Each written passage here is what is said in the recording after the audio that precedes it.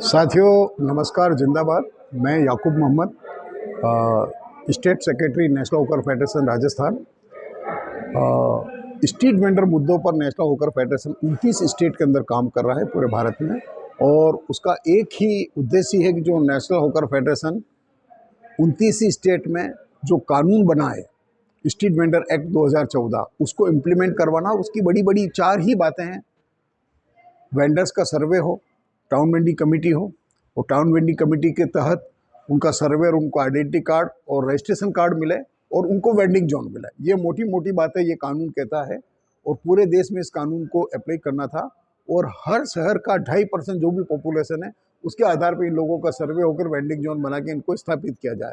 लेकिन पूरे कानून का 1% भी ढंग से इम्प्लीमेंट नहीं हुआ। और पूरे देश के अंदर चूंकि ये ज़मीन का मुद्दा है, कोई भी आदमी हॉकर्स को ज़मीन नहीं देना चाहता है।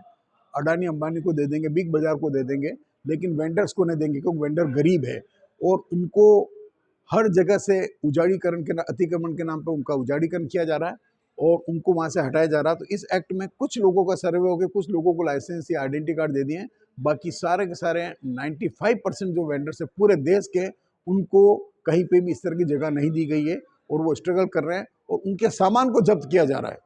तो नेशनल होकर फेडरेशन यही है, और मैं सारे जितने भी स्ट्रीट वेंडर उनसे यही कहना चाहूँगा कि इस एक्ट के लिए हमारे पास दो रास्ते हैं, संघर्ष और दूसरा है जुडिशरी। तो कोर्ट में जाएं, कोर्ट के अंदर इस कानून के तहत अर्जी लगाएं। तो कई जगह हमें नेशनल होकर फेडरेशन को भी स्टे मिला है और कई जगह वेंडिंग जोन बनाया। मैं राजसमंद का अगर चर्चा करना चाहूँगा तो राजसमंद के अंदर भी राजस्थान का सबसे खूबसूरत वेंडिंग जोन बना है और उसमें सारे वेंडर को सर्वे करके लाइसेंस देकर उनको बिठाया गया है। बाकी के जो बच्चे हैं उनके लिए भी प्रयास चल रहा है अलग अलग जगह। तो इस कानून ही हमारी ताकत है और ये कानून 2014 है, तो वेंडर्स को घबराना नहीं चाहिए। अतिक्रमण के नाम पे नगर पालिका नगर निगम के लोग आते हैं, इनके बाउंसर आते हैं, तो उनसे घबराए नहीं और वो कानून उनको दिखाए। और अगर वो नहीं मानते हैं तो उनके खिलाफ केस भी हो सकता है। अगर सामान जब्त कर सकते हैं उनके खिलाफ चोरी डकैती का भी केस हो सकता है। तो मैं यही कहूँगा कि जागरूक रहें, कानून हमारी ताकत है और संगठित रहें दोनों। जिंदाबाद।